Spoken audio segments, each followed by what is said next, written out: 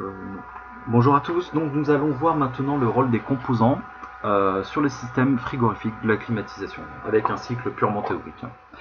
Donc là, vous vous rappelez, vous avez votre courbe de saturation avec l'enthalpie et la pression, d'accord. Et l'état liquide, gazeux, et les titres avec état liquide gazeux au-delà. Donc votre compresseur, donc il va aspirer votre fluide à l'état de vapeur gazeux, et il va le comprimer. Il le refoule alors vers le condenseur. Donc en gros, ce qu'il va faire votre compresseur, c'est qu'il va faire monter la pression. Vous allez avoir une pression de 4 bars, quelque chose comme ça, 3,5, 4 bars. Et il va me faire monter cette pression aux alentours de 10-12 bars. En montant cette pression, qu'est-ce qui va se passer? Vous savez bien qu'on comprime un gaz, quel qu'il soit, il va monter en température.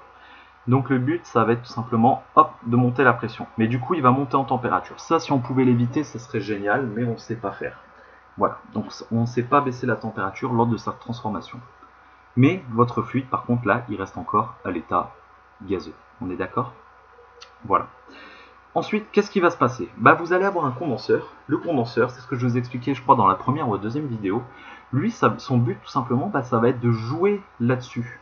En fait, votre compresseur, il va augmenter la température et la pression. Mais nous, ce qu'on va chercher à faire avec le condenseur, c'est de baisser cette température, de faire baisser la température, de créer un échange thermique. Donc ce qui va se passer, c'est que du coup, la pression va rester constante dans la théorie, on verra après que c'est pas la réalité. Et en fait, on va baisser sa température, la quantité d'enthalpie dans le gaz. D'accord? Donc on va passer d'un état gazeux haute pression à un état liquide haute pression. Voilà. Pour le reste, je vous laisserai lire sur la vidéo, mettre des posts si vous voulez. Voilà. Donc on arrive à ce stade-là. Donc là, on est à haute pression, basse température, on pourrait dire. C'est pas vraiment vrai, mais enfin basse température. C'est pas vraiment qu'on aura baissé la température, c'est qu'on aura créé un changement d'état. C'est-à-dire qu'on sera passé de l'état gazeux à l'état liquide. Donc on aura une baisse d'enthalpie. La température sera sensiblement la même. Je crois que je l'ai mis quelque part. Oui, voilà, je l'ai mis 50 degrés ou 50 degrés. Mais vu qu'on a changé d'état, on a quand même une quantité d'énergie échangée pour ce changement d'état. Je vous rappelle, c'était dans les ordres de 400 kJ par kilogramme. Voilà. Ensuite, vous allez avoir votre détendeur thermostatique. Donc le détendeur, qu'est-ce qu'il va faire? Le but, c'est de passer de l'état liquide à l'état gazeux, le principe du déodorant. Donc ce qui va se passer, c'est que du coup, vous allez avoir une pression de 12 bars 50 degrés, et hop, vous allez complètement baisser la pression. Or pas à 0 bar, attention, enfin 1 bar. Ça va quand même être supérieur à la pression atmosphérique standard, on va tomber aux alentours de 3,5-5 bars.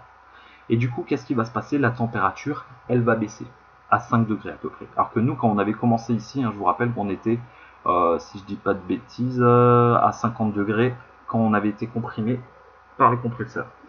Donc ce qui va se passer, c'est que du coup, effectivement, 5 degrés, c'est pas mal. 5 degrés, ça va permettre effectivement de refroidir votre habitat. En fait, ce changement d'état, on va utiliser une grande quantité d'énergie enthalpique. C'est-à-dire qu'une grande quantité des calories présentes dans l'air va être absorbée par ce changement d'état. Voilà. Donc là, du coup, on est en basse pression, basse température. D'accord? Ensuite, ce qui va se passer, c'est qu'on va se servir du coup pour créer cette sensation de froid, enfin capter ces calories, on va utiliser l'évaporateur. Donc l'évaporateur, ça va être votre échangeur en cabine, qui du coup, grâce à votre système de propulseur d'air qui est présent dans votre cabine, qui va venir propulser l'air chaud à l'intérieur. Ces calories vont être captées par votre évaporateur pour être envoyées ensuite vers le compresseur, excusez-moi. Du coup, ce qui va se passer, vous allez capter une quantité des calories qui présentent dans l'air, donc du coup, l'air qui va ressortir derrière va paraître fraîche, froide, d'un point de vue purement humain. Voilà. Donc ça, c'est quelque chose de très intéressant. Et en fait, ce qui va se passer, c'est que vous voyez, on va chercher toujours à être le plus proche de la courbe de saturation. Voilà. Alors là, d'ailleurs, ce serait peut-être à refaire. Normalement, on est plus proche de la courbe de saturation ici. Bon, après, là, c'est vraiment la théorie. C'est pas du tout la réalité des choses. Quoique, on en est quand même pas loin. Voilà pour ça. Je vous ai mis le cycle réel du fluide R134. Donc ces variations de conditions de fonctionnement du système, variations de température, perte de charge en circuit, etc., rendent des zones de changement d'état instables, ce qui ne garantit pas un fonctionnement optimal du système et peut engendrer un risque pour le compresseur, donc aspirateur d'un mélange liquide-gaz. Si vous aspirez du liquide avec votre compresseur, vous allez le savoir immédiatement, ça ne va plus fonctionner. Le compresseur, il va pouvoir comprimer que du gaz, pas du liquide. Donc pour éviter cela, on va utiliser des compresseurs à cylindrée variable. Ok. Donc la cylindrée variable, c'est ce que je vous expliquais hein, pour la gestion par rapport à la sonde au niveau de l'évaporateur qui va dire est-ce que la température elle est trop froide ou pas. Donc ça va venir adapter la quantité de fluide frigorigène à envoyer au niveau du détendeur. Voilà. Donc les limites de changement d'état sont dépassées en 3 points du diagramme. Hein. On voit 1, 2, 3. La surchauffe, donc tout simplement c'est le système est prévu de telle sorte que le fluide soit surchauffé de 5 à 10 degrés en entrée du compresseur. Cette augmentation de température permet d'être sûr à 100% qu'on ait bien du gaz qui arrive à ce niveau-là. En fait, on dépasse la courbe de saturation pour être certain qu'on n'ait que de l'état gazeux et pas d'état liquide pour ne pas endommager votre compresseur.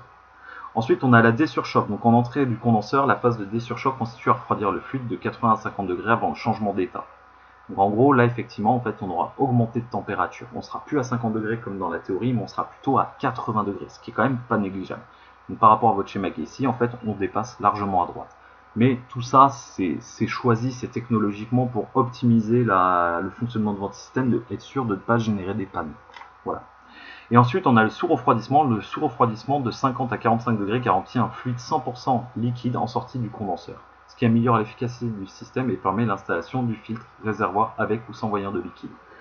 C'est à ce niveau-là. En fait, on va venir dépasser à gauche. On veut être sûr d'être 100% liquide. Voilà. Donc ça, c'est le principe.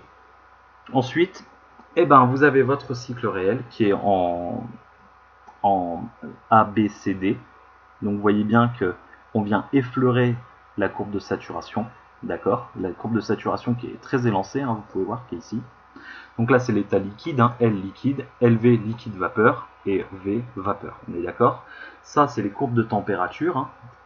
Donc toujours bien horizontale dans la courbe de saturation et par contre relevé en bout en état liquide hein, et en courbe en état vapeur, voilà. Donc ce qui va se passer, c'est que la différence entre le cycle théorique qui est A, B, C, D, et en fait on va faire dépasser. C'est-à-dire qu'on va être à A', donc en fait on va être à 10 degrés supérieur. Hein. Donc on dépasse bien la courbe de saturation. On va jusqu'à B'. Ensuite on va jusqu'à C'. Donc on dépasse encore une fois la courbe de saturation pour être sûr d'être 100% ici liquide. Là on veut être 100% gazeux pour ne pas endommager le compresseur. Et au niveau du condenseur. Et ensuite, D, D reste le même, hein. C'est juste qu'il est décalé dû à ses primes, enfin des primes, mais voilà. Là, l'idée, elle est comme ça, on va dire. D'accord Je crois que je vais m'arrêter là sur cette petite vidéo, je vais vous faire le reste après.